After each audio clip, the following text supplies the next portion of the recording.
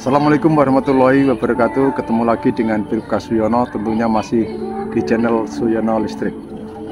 Apa kabar Anda semua? Saya doakan semoga Anda sehat, baik jasmani maupun jiwani. Oke, kali ini langsung saja ke topik, yaitu tentang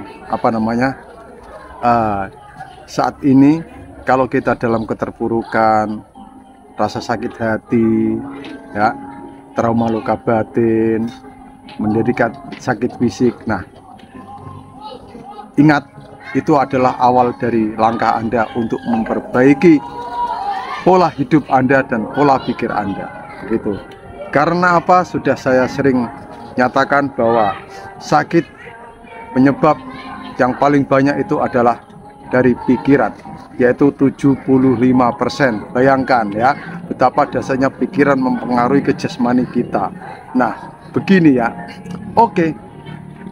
Saat ini Anda yang galau gulana, resah gelisah, andilau, antara dilema dan galau, memikirkan rasa sakit, memikirkan trauma masa lalu, memikirkan luka batin yang pernah Anda alami. Begini ya, luka batin itu memang susah untuk disembuhkan. Lain halnya dengan luka di fisik kita ya. Kalau luka di fisik kita, di badan kita, itu kan kelihatan ya, diobati sembuh. Luka yang ada di dalam kita sudah diketahui oleh medis dengan endoskopi, dengan dengan USG, CT scan, itu akan nampak bahwa ada kelainan di badan kita, dan itu akan segera ditanggulangi oleh apa? Oleh obat. Nah, kenapa harus pakai obat? Ketika luka fisik ini tidak bisa kita obati dengan pikiran, ya obat itu harus yang berperan. Misalkan Anda kegores luka yang sangat dalam sekali oleh pisau, kalau Anda mengandalkan pola pikir saja, ya nggak sembuh. Gitu, harus pakai obat, bahkan harus dijahit, ya atau tidak? Nah, kalau luka batin ini kompleks ya. Luka batin itu bisa menyebabkan psikis kita, mental kita itu terganggu, tidak percaya diri, selalu memendam, yaitu yang namanya trauma dan sebagainya, yang akhirnya mempengaruhi ke badan kita. Nah, ini pengobatannya lebih kompleks. Begitu. Nah, ingat, luka di batin ini tidak bisa menyebabkan luka di badan Anda. Nah, jadi pengobatannya itu memang susah.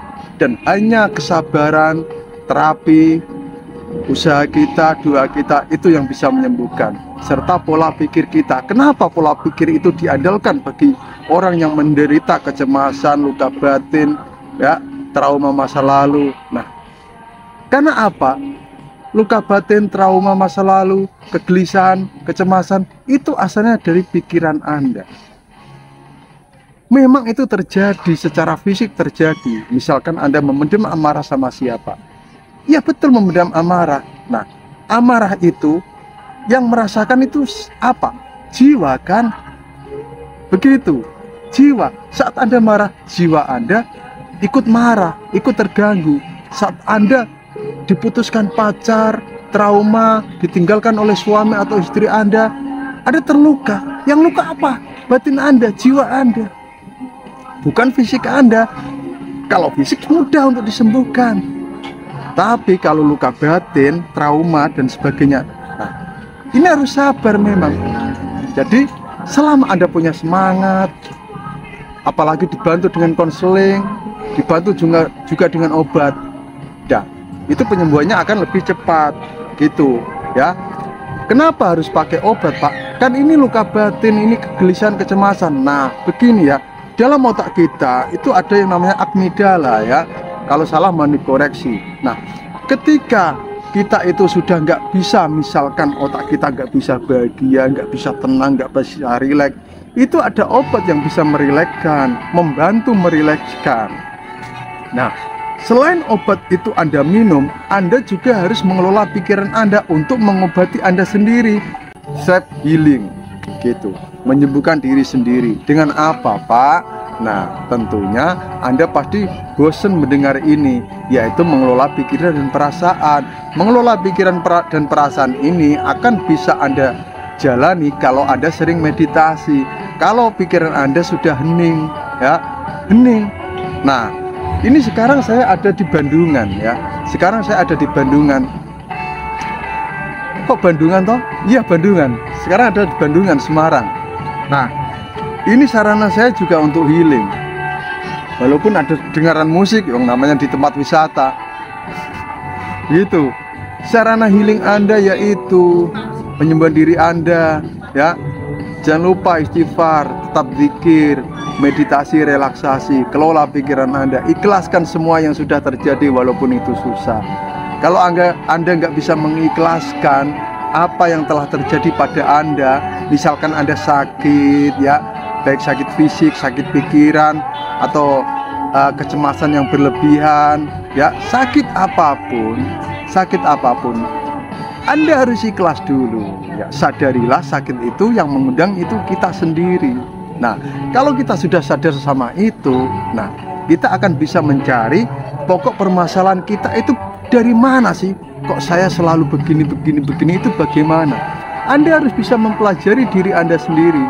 Orang lain nggak akan bisa mempelajari permasalahan Anda begini, nggak akan bisa. Anda yang bisa memahami diri sendiri, gitu. Kemampuan Anda untuk bergerak aja, Anda yang bisa mengukur. Kemampuan berpikir juga Anda yang bisa mengukur. Jadi jangan berpikir yang berat-berat, gitu. Ya, sudah, kita begini saja. Ya, ini memang jalan hidup saya begini. Yang penting saya sudah berusaha, sudah berdoa. Selanjutnya Allah, gitu.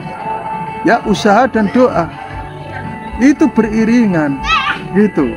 Nah, kalau kita sudah berusaha, sudah menikmati proses itu, menjalankan proses itu, tentunya proses itu tidak akan mengkhianati hasilnya. Nah, tinggal Anda sabar atau tidak, Anda tegar atau tidak dalam menghadapi problema hidup ini, terutama problem sakit pikiran, ya, anxiety disorder, psikosomatik. Itu saya ngomong psikosomatik lagi sampai lupa. Itu, ya. Nah, kalau Anda sudah tegar, masih tegar, punya semangat, ya sudah. Nanti Anda akan bisa menemukan sendiri cara Anda itu bagaimana. Karena cara saya mungkin beda dengan cara Anda. Tetapi meditasi ini saya sarankan, sangat saya sarankan sekali, ya, gitu. Sudahlah, nikmati dulu, nikmati proses ini, ya. Apa yang menimpa diri Anda saat ini, ya, apa yang menimpa Anda saat ini, kita, apa yang menimpa kita pada saat ini, baik sakit, baik persoalan hidup, baik luka batin, trauma, ya, itu adalah benih yang kita tanam pada masa lalu, gitu. Terus Anda mau berontak sama Tuhan, ini sudah takdir Tuhan, nasib, ya, nasib bukan takdir. Itu sudah nasib Anda. Ini sudah garisan tangan Tuhan Anda untuk menjalani ini. Anda mampu atau enggak menjalankan ujian ini. Kalau Anda mampu, ya nanti akan bahagia. Begitu, ya, intinya begitu. Saya tuh udah hampir 3 tahun terus kambuh lagi. Ya sudah, saya jalani. Memang ini sudah mungkin garis tangan saya. Tentunya kita tidak pasrah dengan garis tangan, tidak pasrah dengan nasib. Kita harus mau merubah nasib kita, merubah diri kita, begitu. Itu, ya. Jadi tetap semangat, sudahlah. Nanti Anda tidak akan sia-sia dalam menjalani proses yang sudah Anda jalankan. Asal Anda menikmati proses itu. Proses itu untuk dinikmati, bukan untuk dirasakan. Kalau proses itu Anda rasakan sakit, Anda bosan, Anda ngeluh pasti, gitu. Nikmatilah. Nanti suatu saat saya yakin kebahagiaan akan Anda dapatkan. Itu prinsip hidup sekarang, itu harus begitu. Yang sakit yang kita derita, problem